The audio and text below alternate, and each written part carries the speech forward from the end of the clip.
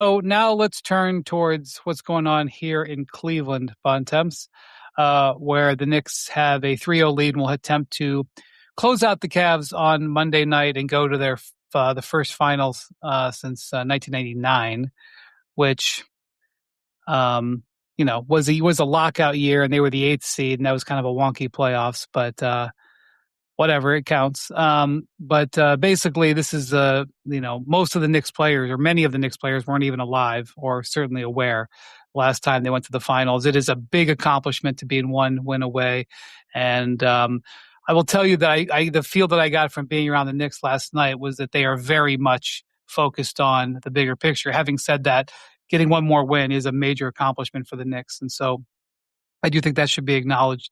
But they have been far and away the better team in this series. They had a pretty thorough beating of the Cavs. There was essentially no drama in that game. You're expecting a team down 0-2 playing at home to really fight back. The Knicks scored 37 points in the first quarter and maintained a comfortable lead throughout, and pretty much had their way with the Cavs. And I will tell you that there's two ways to look at this. You can certainly look at it from the Cavs perspective, but I really think that the Knicks are just proving to be a very good team with a very potent roster that has come together at the right time. We've seen this occasionally over the years, where a team hits its potential, and a lot of people judge teams on what their potential could be. This team was judged throughout the year on what its potential could be. There was frustration when they didn't live up to it. Well, they're living up to it now, and now is when you have to live up to it. And so they are a very formidable team, and one win away from being a very formidable Eastern Conference representative in the finals, I think.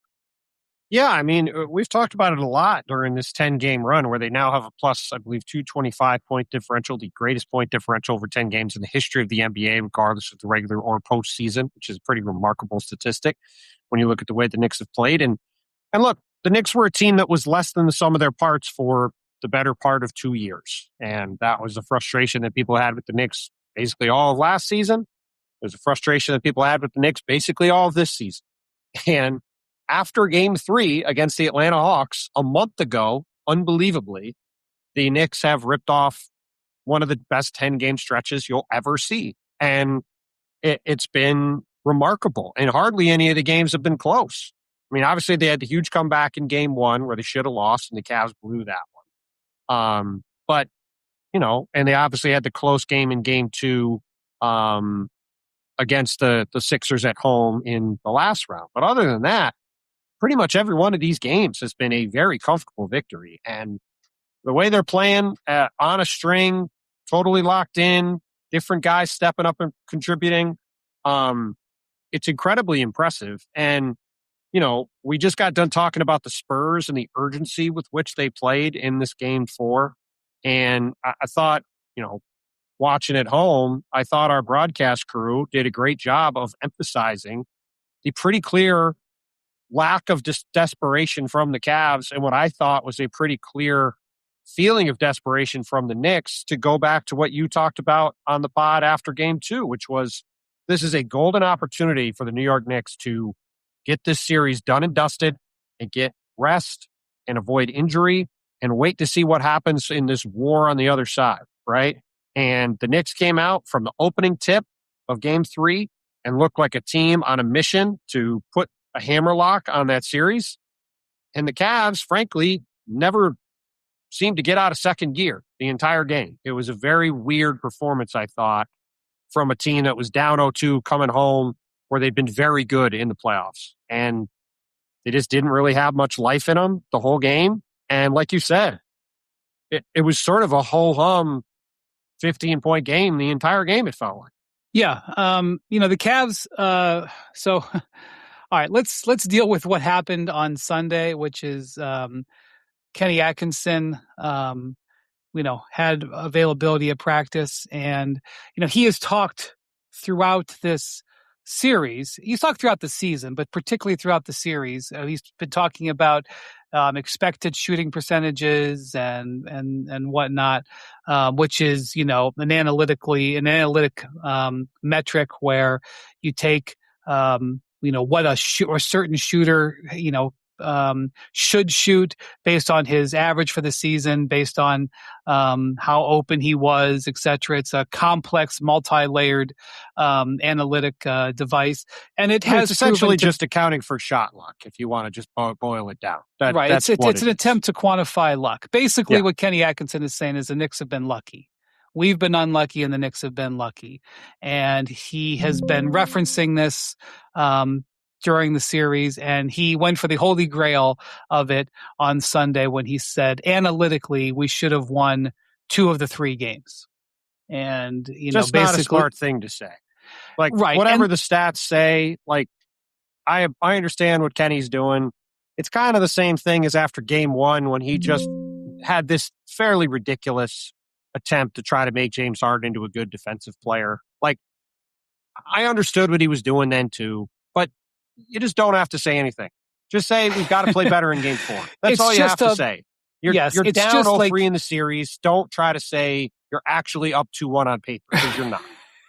right. It's just like, look, regardless of what the readout might say, regardless of what you might believe, it's an impossible sell right now. Right. It's one thing to say, look, we've gotten unlucky in this series. We feel like we can generate good looks. If we hit open shots, we can get ourselves back in the series. That, totally reasonable thing to say. Correct. Saying we are down 0-3, but really we're up 2-1 is a patently insane thing to say. Right. It's No, frankly, I had a friend text me like, "Is this an AI video?" When he's like, "Is this an AI video? Like, is this a skit? Is this a Saturday Night Live skit? Was this written?" It's a tone deaf thing to say, just like the James Harden stuff was a tone deaf thing to say. You don't have to say James Harden stinks on defense, but you also don't need to say, oh man, listen, James is great, and it was everybody else's fault that he was getting roasted by Jalen Brunson. Like, no, you don't have to say that either. Again, his comment on that was we were lousy on offense, and our help defense was just as culpable as James for giving up all those baskets to Brunson. There is some truth to that. Yes. There is some truth to both of those statements. But again, just say there, we have to play better. Just say that. Right. Because this is just throwing fuel on the fire for absolutely no gain at all. Exactly. It's just an impossible sell. Here's the other thing. The Cavs are just fatigued. They're just fatigued. And your models about shot luck and what you should be shooting don't count into the fact that the Cavs' legs are dead. Well, let's drill into that. Why are the Cavs' legs dead? Because they've played four. They're a whole series more games in the playoffs than the Knicks. But that's over. You know where I'm going. The Cavs' legs are dead because they blew game 4 against Toronto, game they had in the bag, should have won and didn't. To be clear on that it was in Toronto. They were up by, I believe, 8 in the fourth quarter with 5-ish minutes left. Or 9 with 6 minutes. The Raptors made like 2 threes the whole game. She had no business winning the game and came back and won the game at all. As a rough guide, I've always thought, and this is not backed up by anything. It's just me watching a lot of basketball. Window math. If you lead by more points than our minutes are remaining, you should win that game. It's a reasonable theory. Okay, so I think they were up 8 or 9 with 4 or 5 minutes left. More than enough to win the game. They don't win the game. That series goes 7 games. They have a chance to close out the Detroit series in game 6 at home. They get absolutely demolished. Yes, they come back and win game 7 in advance, but if they win that game 6, yes, they would have had to come back and play game 1 on Sunday, but they would have had 3 days off in the middle of this series and it would have had a chance to get some rest. And then in game 1, they're up by 22 or 23 with 8 minutes to go in the game, and a completely